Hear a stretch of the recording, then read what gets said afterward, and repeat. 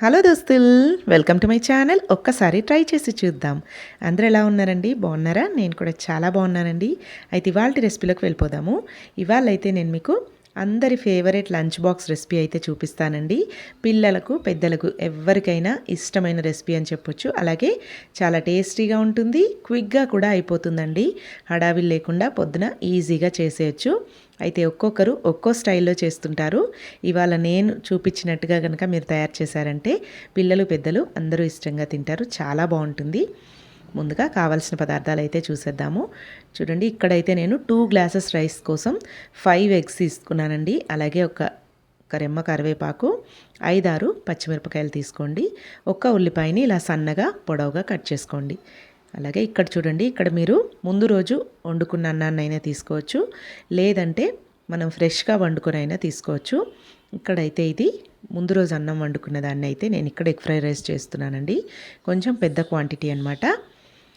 అంతా విప్పుకొని రెడీగా పెట్టేసుకోవాలి. అన్నాన్ని అయితే ముద్దగా లేకుండా పొడి పొడిగా చేసుకొని రెడీగా పెట్టుకోండి. ఇప్పుడు స్టవ్ మీద ఒక పెద్ద కడాయి పెట్టేసుకొని అందులోకి 4-5 టేబుల్ స్పూన్ల వరకు ఆయిల్ని యాడ్ చేసుకోండి. ఆయిల్ బాగా హీట్ అయిన తర్వాత కట్ చేసి పెట్టుకున్న ఉల్లిపాయలు, పచ్చిమిర్చి, కరివేపాకు, అలాగే అల్లం వెల్లుల్లి పేస్ట్ అవంతా బాగా ఫ్రై అయిన తర్వాత 1 టీ స్పూన్ వరకు పసుపు, అలాగే 1 టేబుల్ స్పూన్ వరకు అల్లం వెల్లుల్లి పేస్ట్ కూడా వేసుకోవాలి. అందులోకే మనం తీసుకున్న ఎగ్స్ని బ్రేక్ చేసుకొని వేసుకోండి. నేనైతే 5 ఎగ్స్ తీసుకున్నాను కదండి. ఈ 5 ఎగ్స్ని కూడా ఇలా బ్రేక్ చేసి వేస్తున్నాను.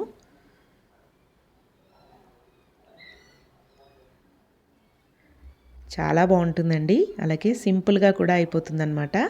అప్పుడప్పుడు మధ్యాహ్నం వండుకున్న అన్నం ఉంటుంది కదా, నైట్ టైం ఏం చేయాలో అర్థం కాదు, కర్రీ మిగలకపోతే. ఇంకా అలాంటప్పుడు ఇలా కనుక నైట్ మంచిగా ఎగ్ ఫ్రైడ్ రైస్ చేసుకున్నామంటే సూపర్ టేస్టీగా తినేసేయచ్చు. అలాగే వేడి వేడిగా టేస్టీగా ఉంటుందండి. పిల్లలు కూడా ఇష్టంగా తింటారు. తప్పకుండా ఇలా ట్రై చేయండి మీరు కూడా. అయితే ఎగ్స్ బ్రేక్ చేసిన వెంటనే కలిపేయకుండా కొంచెం పెద్ద పెద్ద పీసెస్గా కట్ చేసుకోవాలన్నమాట.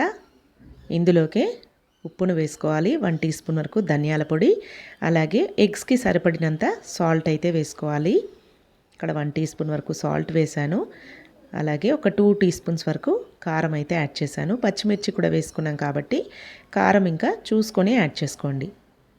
అయితే ఇక్కడ మనము ఎగ్స్కి మట్టుకే వేస్తున్నామండి ఉప్పు, కారం, ధనియాల పొడి. ఇంకా మనం అన్నం వేసిన తర్వాత అంతా ఒకసారి బాగా కలిపేసుకొని అప్పుడు టేస్ట్ చెక్ చేసుకొని మనకు కావాల్సిన మనం తినే స్పైసీనెస్కి సరిపడా మళ్ళీ కారం, ఉప్పు అడ్జస్ట్ చేసుకోవాలి.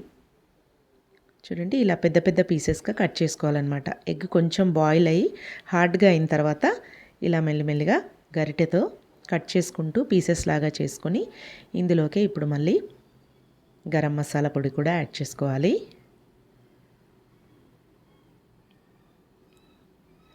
ఇలా ఎగ్స్ని ఒక 5 మినిట్స్ పాటు మంచిగా కలుపుకుంటూ ఫ్రై చేసుకోవాలి. మనం ఎగ్ కర్రీకి ఎలా చేసుకుంటామో అలానే చేసుకోవాలండి. చాలా బాగుంటుంది.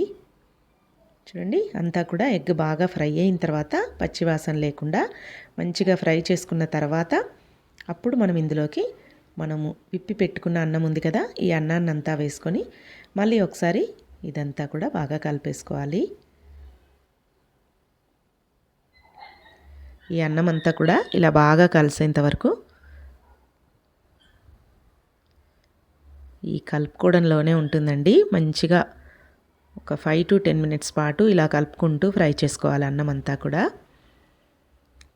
ఈ ఎగ్ కర్రీ అంతా అన్నంలో బాగా కలిసేట్టుగా, అన్నం కూడా మంచిగా వేడయ్యేట్టుగా స్టవ్ని హై ఫ్లేమ్లో పెట్టుకొని ఇదంతా కూడా బాగా కలిపేసుకోవాలి. ఇంకా తర్వాత టేస్ట్ ఒకసారి చెక్ చేసుకొని ఎంత కారం అయితే పడుతుందో చూసుకొని అడ్జస్ట్ చేసుకోవాలండి. ఇక్కడైతే నేను ఒక 3 టీ స్పూన్స్ వరకు కారం వేసుకున్నాను. కొంచెం స్పైసీగానే చేస్తున్నానండి. అలాగే ఉప్పు కూడా చెక్ చేసుకొని సరిపడినంత సాల్ట్ని అయితే యాడ్ చేసుకోండి. మీ టేస్ట్కి సరిపడా సాల్ట్ కూడా వేసుకొని మళ్ళీ ఒక్కసారి ఇదంతా కూడా మంచిగా కలిపేసుకున్నారంటే, అలాగే ధనియాల పొడి 1.5 టీ స్పూన్ వరకు ధనియాల పొడి కూడా యాడ్ చేశాను. ఇలా ఎప్పుడైనా ఇంటికి చుట్టాలు వచ్చినప్పుడు రైస్ మిగిలిపోతుంది, మధ్యాహ్నం వండుకునేది ఎక్కువగా క్వాంటిటీలో రైస్ ఉన్నప్పుడు ఇలా చేసేయండి. నైట్ టైంలో అందరూ కూడా చాలా ఇష్టంగా తింటారండి. చూడండి అంతా కలిసేలాగా ఇలా బాగా కలిపేసుకున్నారంటే టేస్టీ ఎగ్ ఫ్రైడ్ రైస్ అయితే రెడీ అయిపోతుంది. కడుపు నిండా తినేసేయచ్చండి. పక్కకు ఉల్లిపాయలు నిమ్మకాయ పెట్టుకొని తిన్నారంటే ఎక్సలెంట్గా ఉంటుంది. తప్పకుండా ఈసారి మీరు కూడా ఇలా ట్రై చేసి మీకు ఎలా వచ్చిందో నాకు ఖచ్చితంగా కమెంట్స్లో తెలియజేయండి. చేసుకోవడం కూడా చాలా సింపుల్ అండి. అలాగే టేస్ట్ కూడా అద్భుతంగా ఉంటుంది. ఒకసారి ట్రై చేయండి, మీకే తెలుస్తుంది. చాలా బాగుంటుంది.